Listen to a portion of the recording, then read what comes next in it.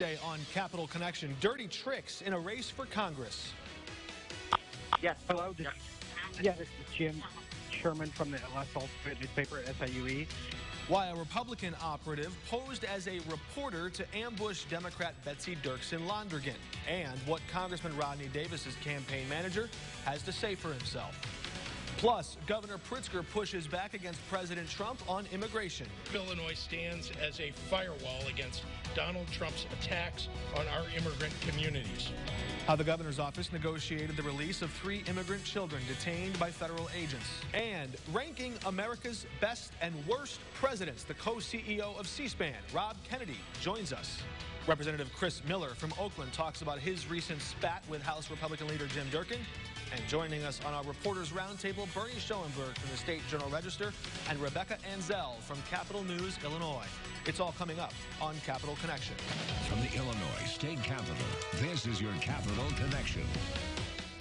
And we turn now to our Reporters Roundtable. Joining us this week is Rebecca Anzel from Capital News, Illinois, and Bernie Schoenburg from the State Journal-Register. Good to have you both with us. Nice to be here. This week, Bernie, you were on that call.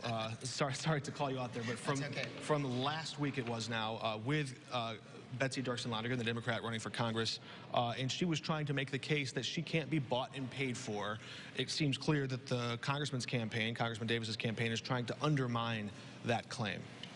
Well, they are, and it's a kind of an age-old controversy in politics. You always ask politicians, if you get money from somebody, will you be influenced? They all routinely say, of course not, I can't be bought. And people know that if they give me money, that just doesn't mean anything other than Paul Simon, who was known as a great reformer, late U.S. Senator, always said, you know, who am I going to call first, the guy that gave me $10,000 or the guy that just left me a note sometime or called my office? And, you know, I'll probably call the contributor first. Other than that, Betsy Dirksen-Londrigan is saying that she won't take corporate PAC money. Rodney Davis says, oh, well, you get some through the site anyway, although, you know, his PAC donations are much higher than hers, and they're trying to equate. And he also says, you know, she gets money or help from the Democratic Congressional Campaign Committee, which takes corporate PAC money, so it's all a wash, and she's doing the same thing I am, and yet she's making a stand, which a lot of Democrats nationally are. We won't take that direct corporate PAC money. And then Rodney Davis says, well, corporate PACs aren't really corporations. They're the people that work for them and donate. So there is a legal line, though. It's all kind of a mishmash that the public has to decide. The Davis campaign, nor the Londrigan, no political campaign can coordinate directly with the DCCC or with the National Party, although they sometimes benefit from their spending. So if, I guess here's the firewall. If a corporate PAC brings a check to you personally, they can call in a favor later, or they can try to. You don't have to give it to them. If they give it to the DCCC and that money eventually washes to you, it does seem to dilute the strength of that ask if the lobbyist comes later and says, hey, remember that time I gave money to that big pool of money and a few coins of it trickled to you? It seems a little harder to make that case. Well, that's Betsy's case, and yet if you're Rodney Davis, you can say it's the same money. Come on, people. Can you believe this race, the 2020 race, is still 15 months away? A lot left to uncover. It got really nasty toward the end last time, and it will be nasty this time because it's a targeted race. It's a race that can go either way. At the state level, we saw Governor Pritzker take on the Trump administration in 2 key ways this week, one over immigration. And I want to touch on that quickly. There was Governor Pritzker signed a pair of new laws that would make it easier for undocumented immigrants who are children here to get legal guardians and also to get a visa to stay here longer if their parents have been separated. But also he went beyond that and made personal phone calls when 3 young children, ages 9, 10, and 12, I believe, were detained at O'Hare Airport in Chicago. And activists accused the federal government of using them as bait to try and arrest and deport their parents. The governor negotiated their release for the mother to come pick them up. She was not deported, and he stepped in there. What are the politics of this in the state and national level here? And the governor seems to be posturing here to really be a counterbalance to the Trump administration. He does seem to be petitioning himself on a national stage. This is something that he seems to feel very strongly about.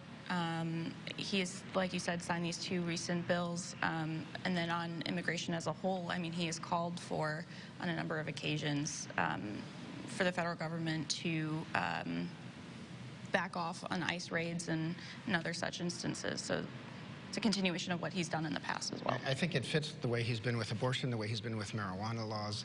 If he believes something strongly, and he's clearly on the liberal side of things here, or however you want to call it, progressive, he is not shy about saying what he thinks. And he thinks Illinois should be a welcoming state. We're not going to help the feds implement policies that he thinks are anti-immigrant, including helping ICE round up illegal people or people who don't have papers who are here, because that's a federal issue, and Illinois welcomes our neighbors. So it's a very different kind of view than certainly the Trump administration. I think it plays probably better in Chicago than downstate. But this is, I think J.B. Pritzker is projecting who he is. And he's not shy about doing so, which is interesting because some politicians are more careful in picking apart or picking their spots with these very controversial issues. He seems to be willing to just go forward with what he believes. Interesting. There was also another instance of the Pritzker administration.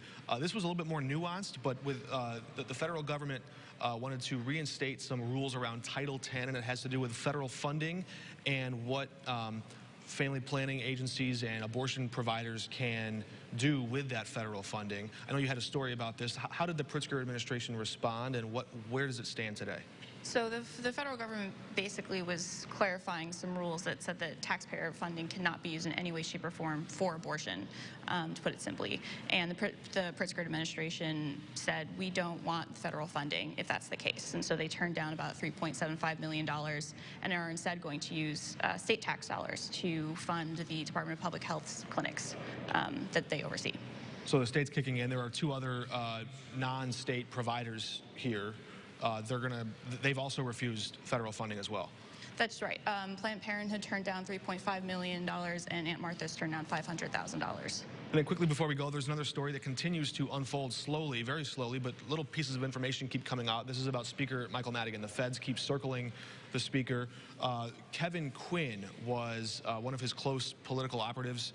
His brother, Marty Quinn, is an alderman in Chicago, and Kevin Quinn was at the center of the sexual harassment scandal that broke about a year and a half ago. And the campaign claims they fired him at the time. They stopped paying him a payroll. But since we've learned through the Chicago Tribune's reporting and the Chicago Sun-Times that lobbyists close to the speaker at ComEd and other places, lawyers have been making payments on the side back to him, even while he goes to the court and says, I'm going through a tough divorce, I don't have a lot of money. He's had to ask family for money. Is there anything new or explosive in these discoveries, Bernie, that you see in this reporting? And does this move the investigation closer to the speaker? What do you see so far? And the speaker's been under scrutiny for years and always stayed clear of anything criminal so far as ever came out over the last 40 years. But, and I'm not saying there's anything criminal here, but it's interesting that the big statement, we are done with Kevin Quinn because he mistreated and sexually harassed another staffer. He's gone. But then when the friends of Madigan, it is now found out, were giving $1,000 checks, or at least companies they were associated with. In one case, the wife of a lobbyist who's a longtime friend of Mike Madigan gave $1,000 checks to Kevin Quinn to help him get by, apparently in a tough time. It just raises questions about how serious was Madigan about ousting this person and letting him go on his own, or is this a loyalty thing? It certainly does look like the Madigan organization was trying to take care of one of its own, even though they claimed he was out and we're not going to do anything for him.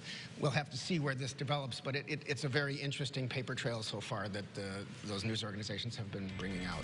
All right. Well, Rebecca and Bernie, thank you so much for joining us. We're back in a moment with a House Republican who's feeling the sting of House Republican leader Jim Durkin. We'll explain why.